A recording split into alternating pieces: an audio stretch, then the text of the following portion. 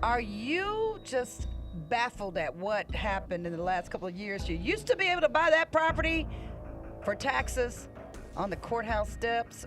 Well, things have changed. Those yearly tax sales are, many of them are now automated. A couple of counties didn't go with it in Alabama, but many of them are automated, and you can buy property, yeah, online. There are a lot of new laws and a lot of new changes, and we're going to break it all down. Attorney Greg Stanley is with us this morning. He's going to tell you all things real estate. You don't want to miss this show because I don't want to miss it. I'm Shelia Smoot. The Shelia Smoot Show starts right now.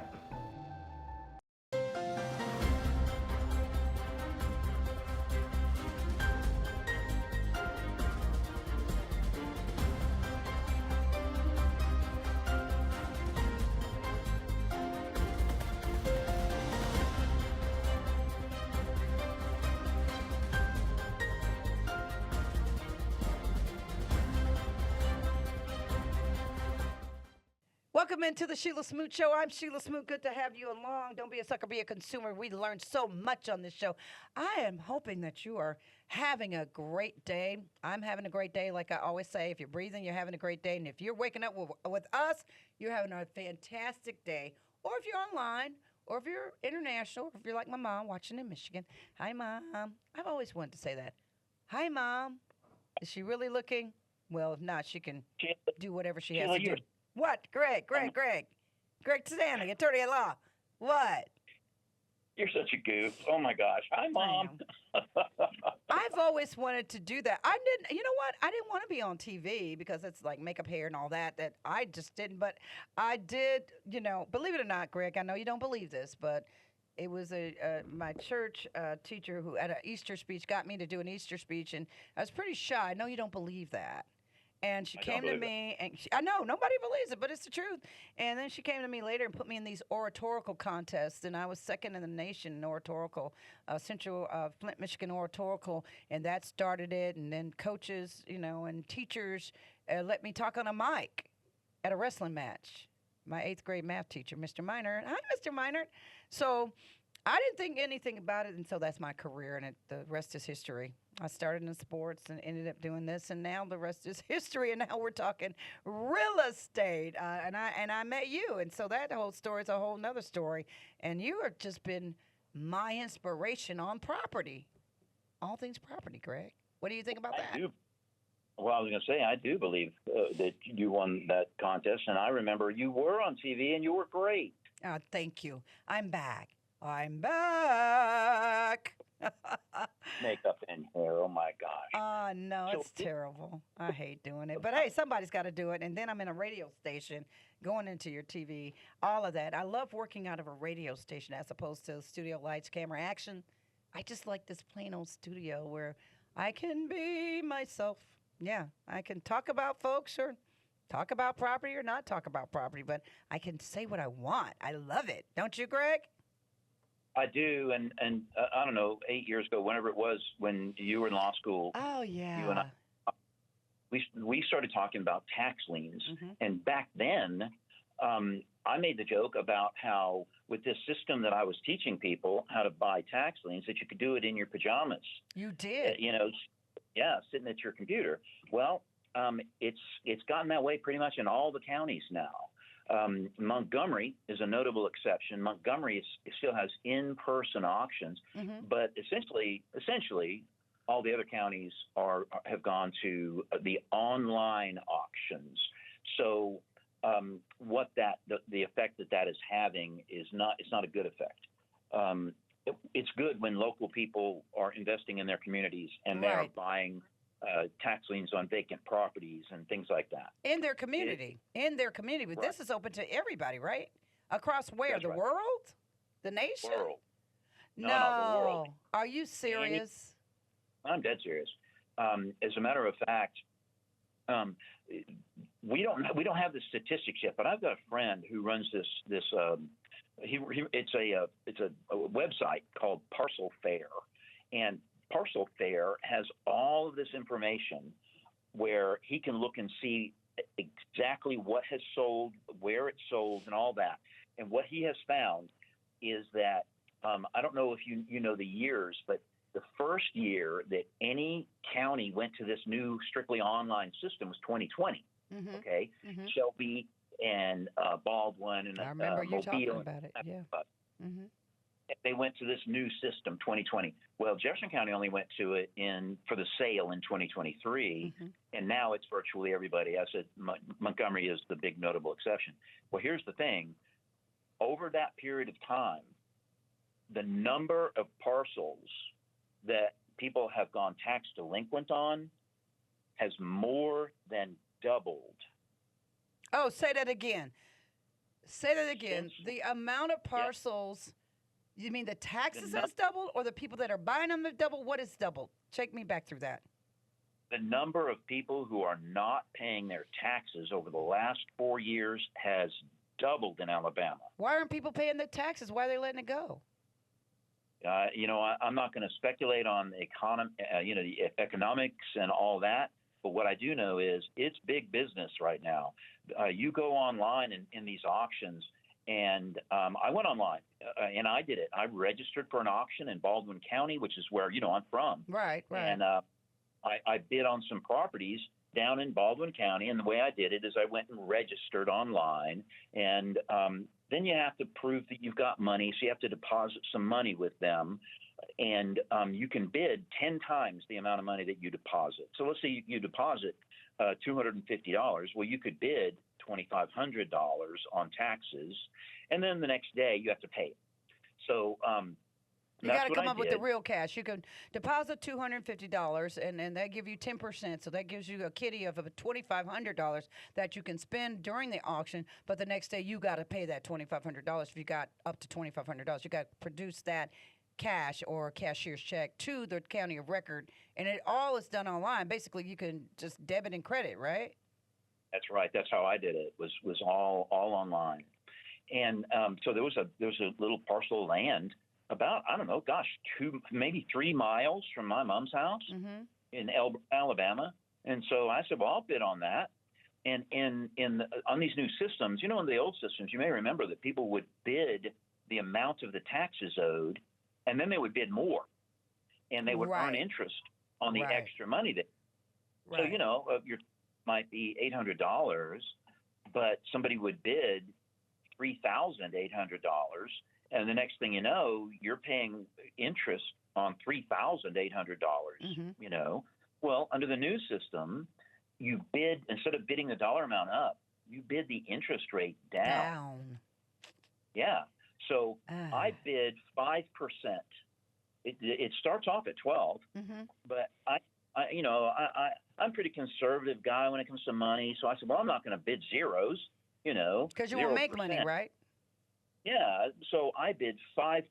So I thought, if I win this auction, then I'll be earning 5% on my money. And then when they redeem, they'll have to pay me everything I paid plus 5%, right? Wow. 5% a year. So it was great.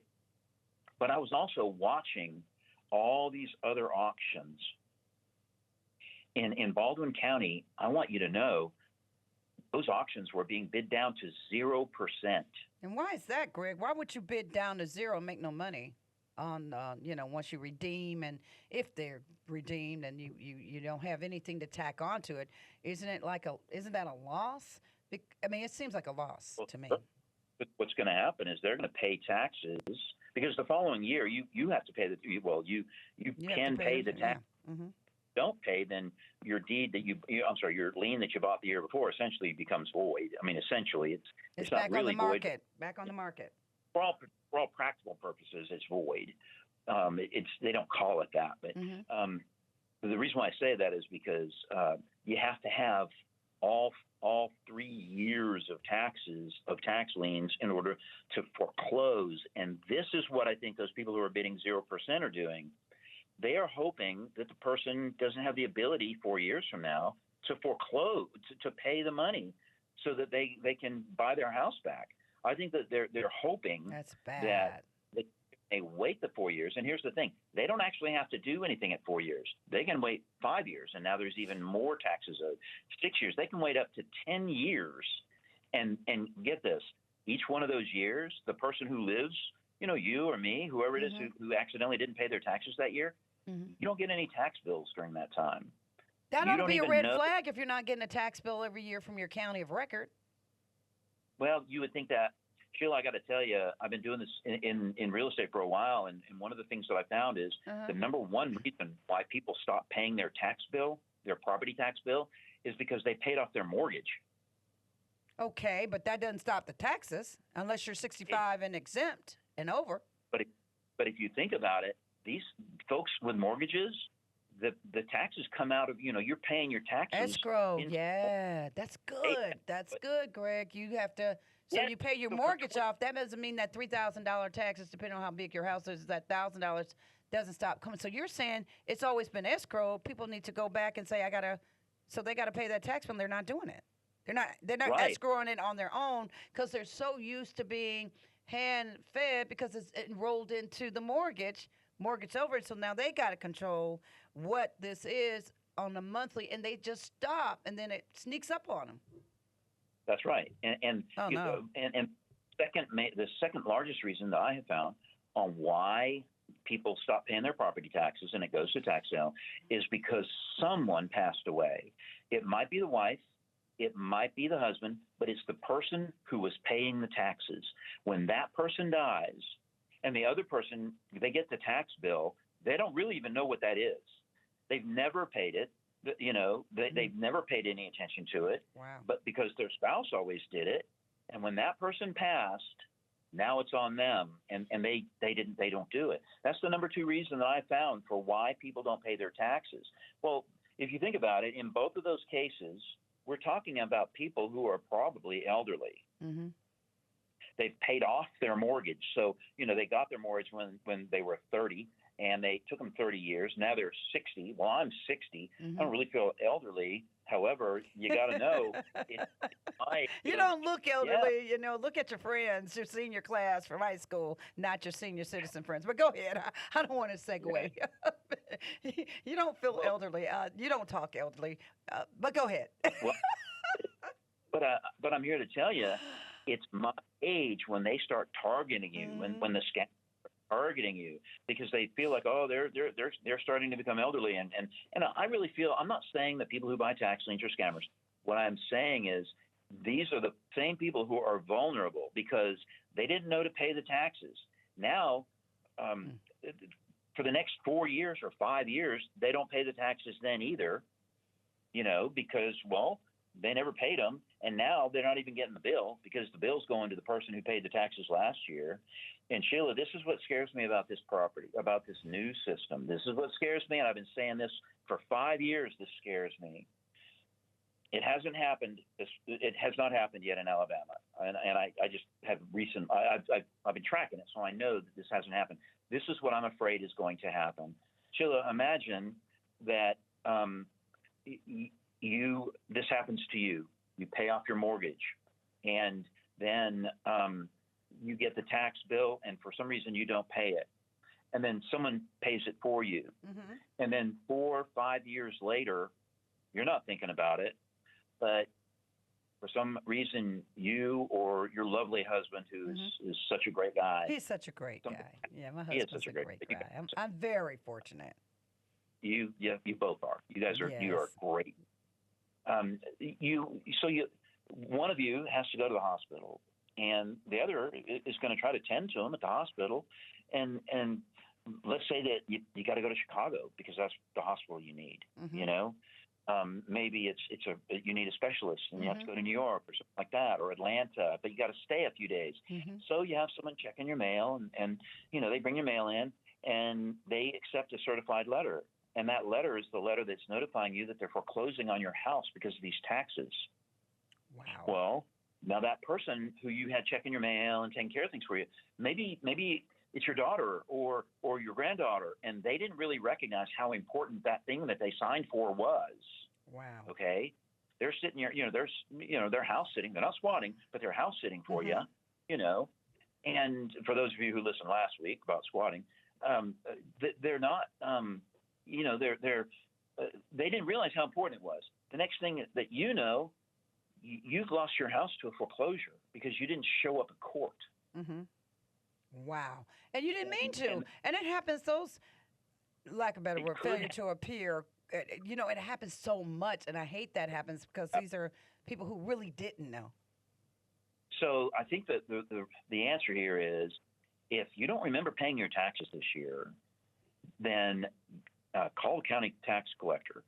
Get online and look your property up on, if you're, every county has a portal now. Every county in Alabama has a portal. I You like can the go to new that portal in Jefferson. Do you like that? Real quickly, do you? I do like it. Gives you so much information. I'm old. I'm so accustomed to the other one. I just like the other one so much better. However, you're right. It seems to have almost all the same information, and then it has some other stuff too. So I'm not going to slam it. I like e-ring capture better. Yeah. Well, I guess because it gave you multiple properties at one time that you could see. I didn't. Right. I just started using this new system. There's a map. Jefferson County has a map that has all the parcels on it too, and I wound up going there first because that's easier for me to use. Mm-hmm. I type in the address.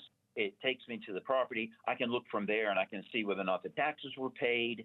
And if you don't remember paying your taxes this year, I highly recommend that you check. You go to you either call or you go online and you look up and you make sure that you paid your taxes. Because if you didn't pay your taxes, some guy sitting in his underpants in New York City is going to pay your taxes.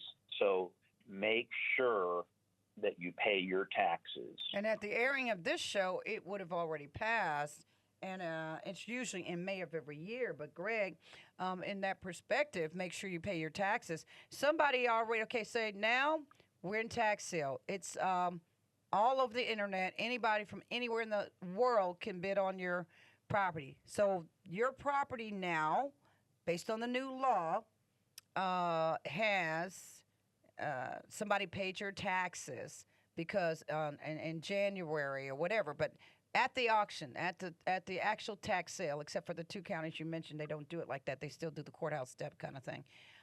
They paid your taxes. Can you get them back? I mean, can you go back and say, "Oh my God, I forgot"?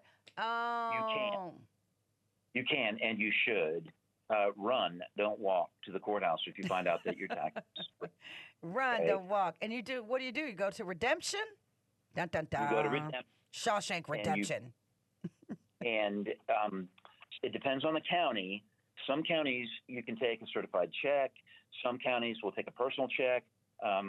But they're going to want, you're going to need to go in there and pay it. They will tell you the fees for selling it. They will tell you the taxes that are owed. They will tell you if there's any interest on it. They'll tell you how much that interest was. And you're going to be able to redeem the property, but you're going to have to prove that you are the owner. So you'll need to come in there with your identification so they can look up the owner of that property and see that it's you. Make sure that you carry your ID with you. And make sure that's if you run to the courthouse. But what if you sit for a year?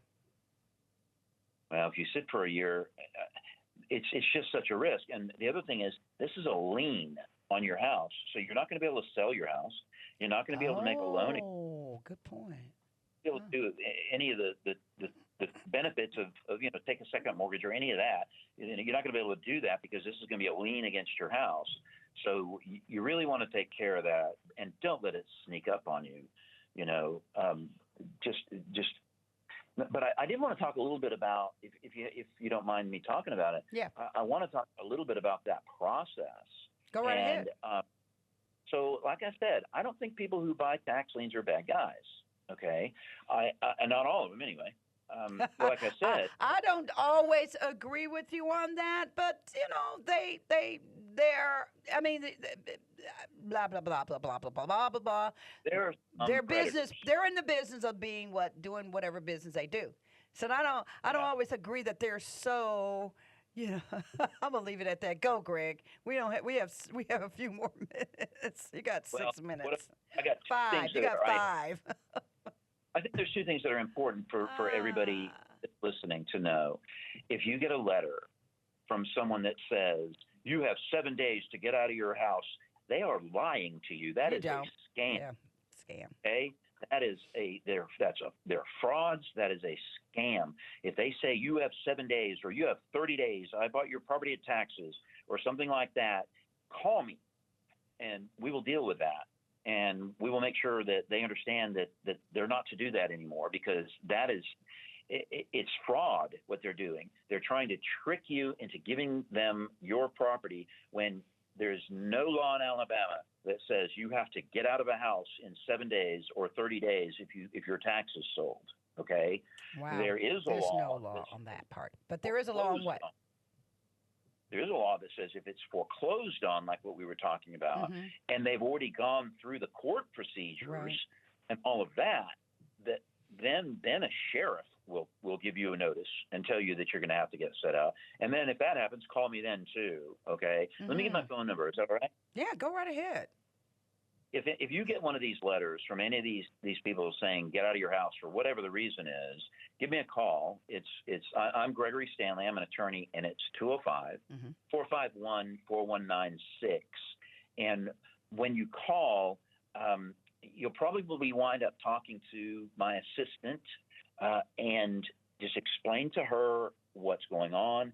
She's going to set you up with an appointment to meet with either me or one of the other 3 attorneys that work with me, and we're going to make sure that you're taken care of. But don't do anything rash. Don't go get a gun. Don't argue with the police. Don't do it. Get a lawyer. Don't get a gun. Right. Get a lawyer. Get a lawyer. Don't get a gun. Get a lawyer. Ever.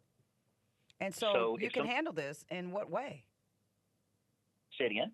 You can handle this in what way? I mean, you have a process of making sure these folks can be made whole again.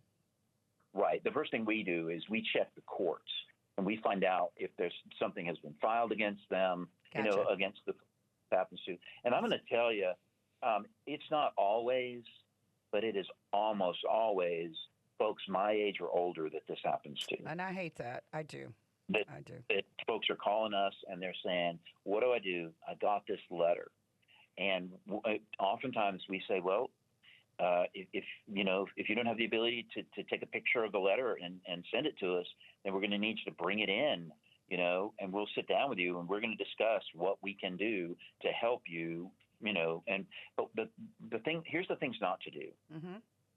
When somebody comes to your door and they tell you that you have to get out, that they sold your property or they bought your property or whatever, don't get upset with them. Just take whatever documents they have and say, okay, I appreciate you giving this to me. Now I need you to go ahead and leave. Go. There's your car. Go ahead, get in it, and toodle off. And then call me immediately. Toodle off.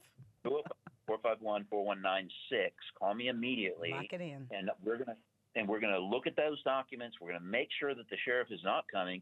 If the sheriff is coming and there's any way out of it, we're gonna find it for you, and we're gonna make sure that you don't lose your house over something like, not being there. Being in the hospital or something when they delivered your subpoena and your summons to your complaint and summons to come to court. We'll get that thing opened back up. We'll do whatever we have to do. But we're going to fight for you, and we're going to try to save your house. And we have never lost in the sense that we've always got the judge to say a dollar amount that our clients could pay to keep their house. Sometimes our clients don't have the money to pay, which is why pay your taxes now. Don't let it build. But and I got to stop it right there. You got 30 more seconds. Party shot. Pay your taxes now. Don't let it build. New law in place, folks, where they can come in and swoop in and get your house. If you got taxes out there, you need to go pay them. Get that money together. Greg Parton shot. You got 30 seconds. Well, what I'd like to do is say, if you want to read about this and you're on the internet, go to www.stanley-law.com, and you're going to see a blog. Blog means blog. It's a bunch of articles that I wrote, and they cover this exact stuff. I'm Shelia Smoot, and here's some news that you need to know. When it comes to being a hazard for your young driver. Birmingham is number one on the list in Alabama. Injury lawyers Bader Scott analyzed the latest available data, and they took this from the National Highway Traffic Safety Administration on drivers involved in a fatal crash.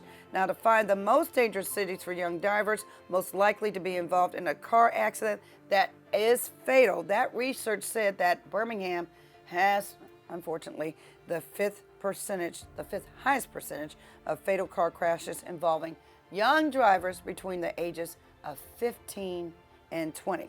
The number one city where young drivers are likely to have a deadly accident happens to be Denver. So this is what I'm going to say. You need to have a chat with your young driver, especially during rush hour, going to school, picking up another family member, going to practice. You just got to have a chat with your child. Why? Because we want them to drive safely. And that also goes for you. I'm Shelia Smoot with this news you need to know. I'm consumer advocate Shelia Smoot. With fuel prices fluctuating, what happens if you're stuck with a gas guzzler? We all know the best way to save gas is to have a more fuel-efficient car. But if you're stuck with a gas guzzler, are you doomed to endless trips to the pump? Not necessarily, says Consumer Reports. They found the number one way to save on fuel is just slow down. You should also drive consistently. Speeding up and braking frequently cut the fuel efficiency of a typical Toyota Camry by several miles per gallon. Next, remove anything on the roof. Items like bike racks can reduce a car's efficiency by a whopping 15 miles per gallon. One final tip, take a moment to warm up your engine. Consumer Reports says that simple step can help your car consume less fuel. I'm Shelia Smoot. Remember, don't be a sucker, be a consumer.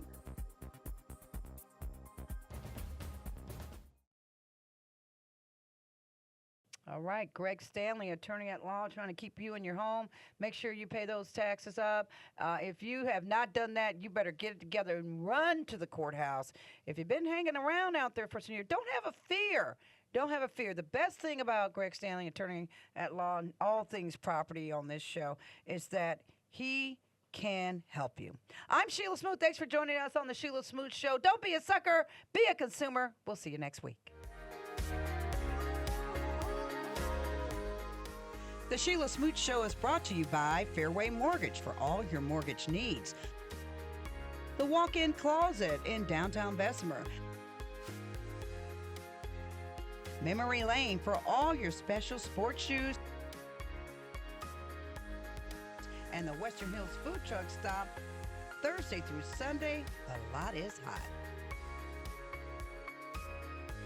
Truth and Grace Law Firm, attorney Travis Juneau in Tuscaloosa and Birmingham, and attorney Catherine King, Shelby County's best.